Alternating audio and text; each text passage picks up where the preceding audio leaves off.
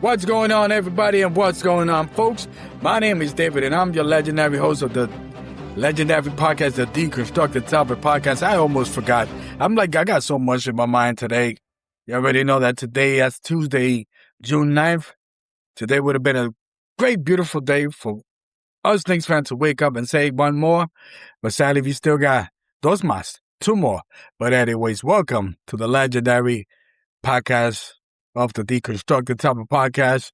Hey, listen, in my podcast, we grab an episode and we talk about a little bit of it all. And you already know off the bat, we are talking about the New York Knicks, who lost yesterday 115-111. And it's one of those games that you'd be like, okay, how can we bounce back? Despite all the distraction there, I'll do another podcast in regards to that because we're talking basketball. Let's go. Anyways, I'm a little bit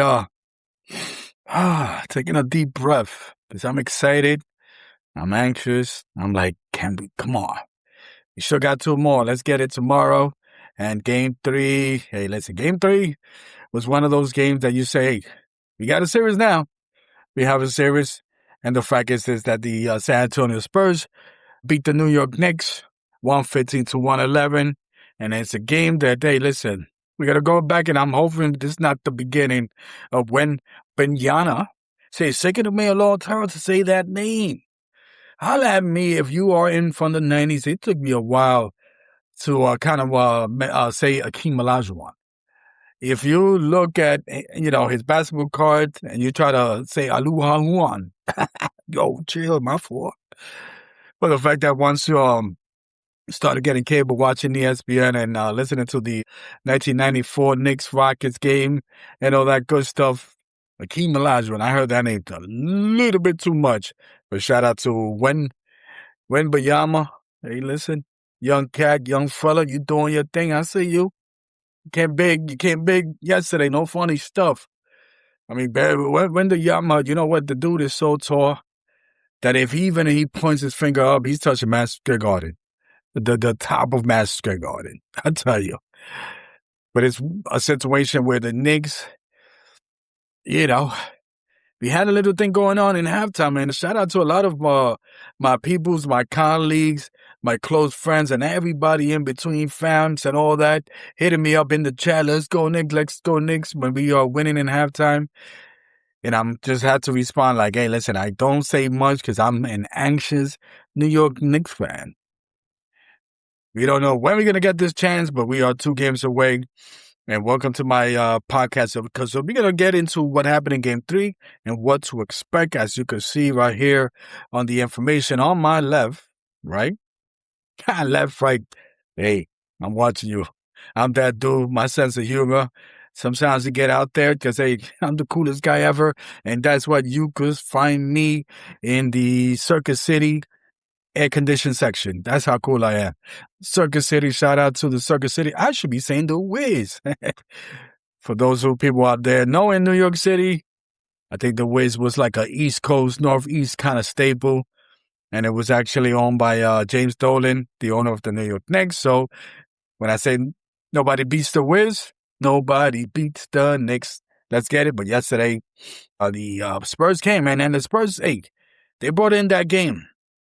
And the fact that we were winning, people hit me up talking about, yeah, let's go Knicks, yeah, woo, woo, woo, woo, woo. And I'm like, yeah. But, I'm going to say this about the Spurs. A very young team. And boy, oh boy, as this team have learned how to play together. And the fact because of Wemby, Castro, and some of these other players, they're doing something that like, hey, we're here. Despite the Knicks having more playoff experience, and having some heartbreakers in the last couple of years, whether it's Boston, Indiana, whatever it is, we're here. So, the defense, especially in the third quarter, like once the defense came up, we were just not doing anything, or they couldn't just stop. Once the Spurs started to get that lead, and I kept on telling people, okay, this is the thing where when the Spurs got the lead, and how we were playing yesterday. The Spurs a couple of times had a 5, 6, 7-point lead, 8-point lead, 10-point lead, whatever it is. We'll chop it up. We'll cut it to half. We'll cut it to 3. But, I turnovers and mistakes.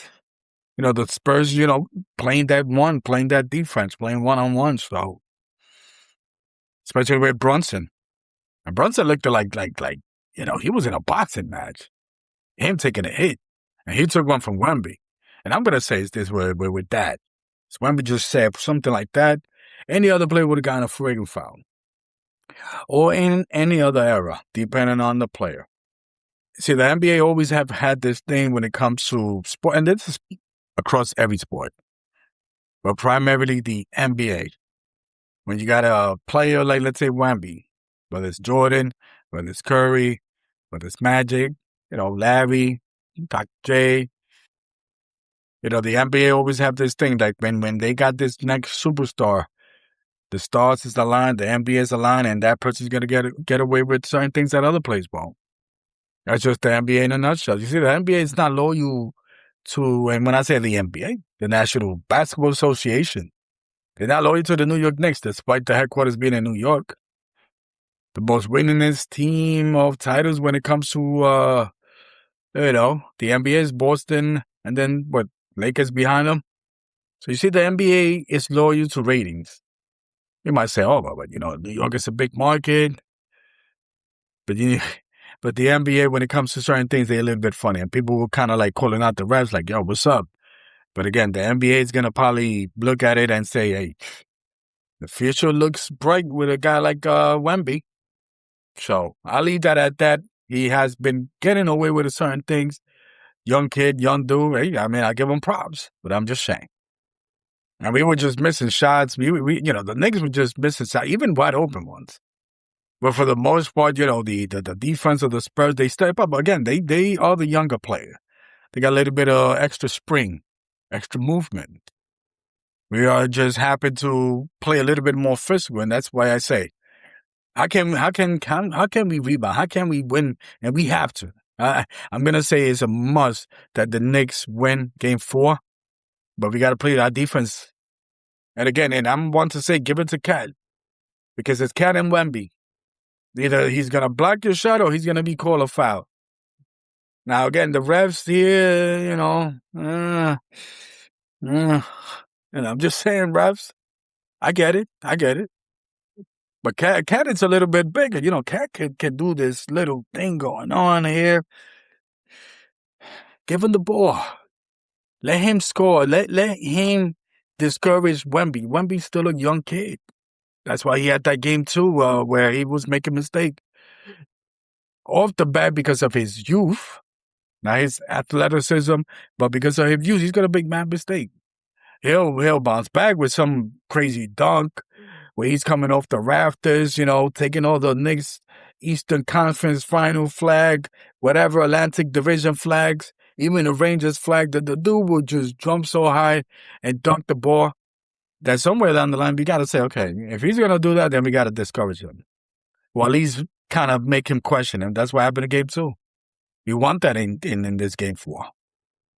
The turnovers was a little bit crazy. Protect the ball. At all costs. You seen boxing, protect yourself at all times. When it comes to protect the ball, cut those turnovers. Brunson, I'm going to say Brunson's a clutch player. But, he's taking some hits. Now, sadly, there are times that he takes hits, no foul. He loses the ball. Hey, listen, all fair. It's all in the line. It's a turnover. Spurs got it. They're doing their thing. Alvarado, GTA 5, that's my dude. But hey, our bench needs to a little kind of step up a little bit, take the pressure off of our starters.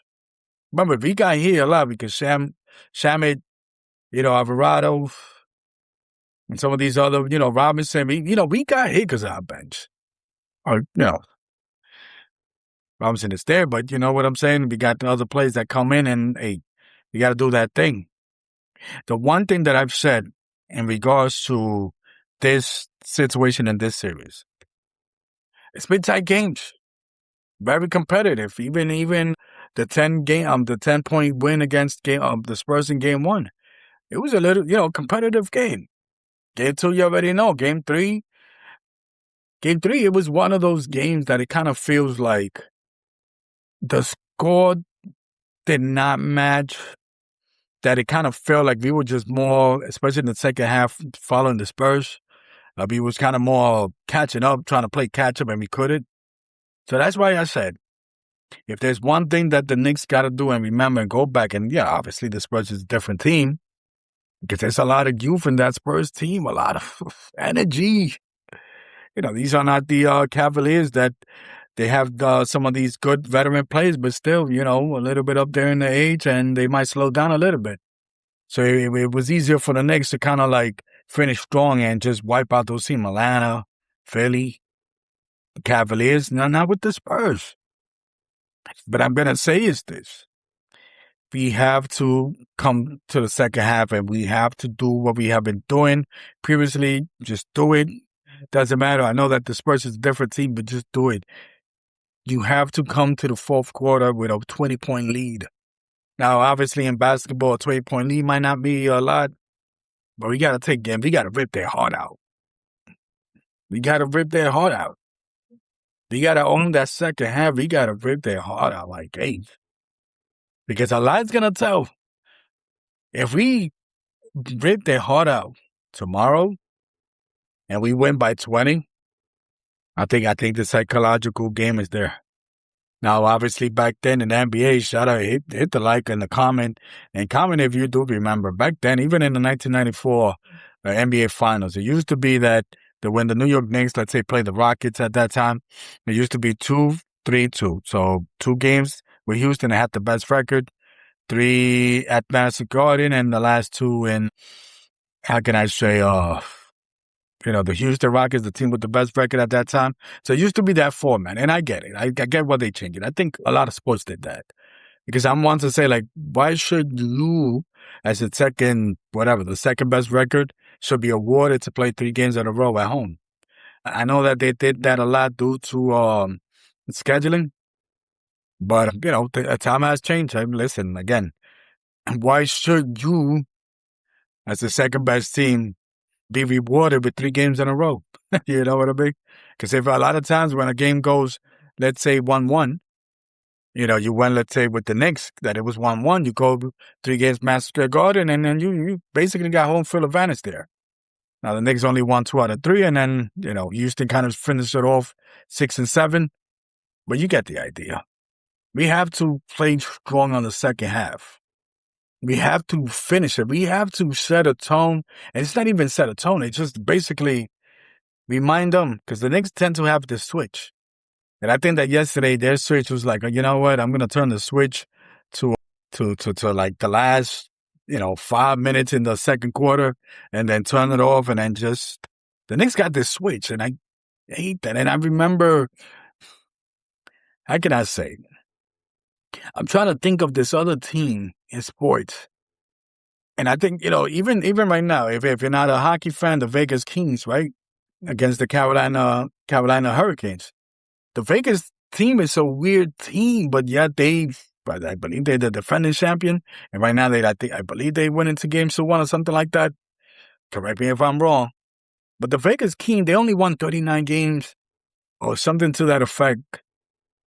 And I think every team that they play, the other team has a better record. But the whole point with the Vegas Kings is that it's one of those teams that for some reason they turn off the switch. They turn on the switch in the playoff. One game, they're going to look horrible. It's going to be 7-3. Then the next 2 games, it's like clutch, 4-3.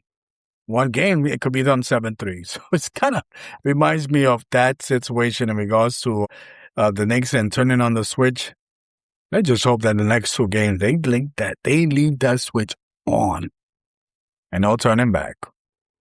It's beneath us. The city needs the championship. The Knicks need a championship. So you already know.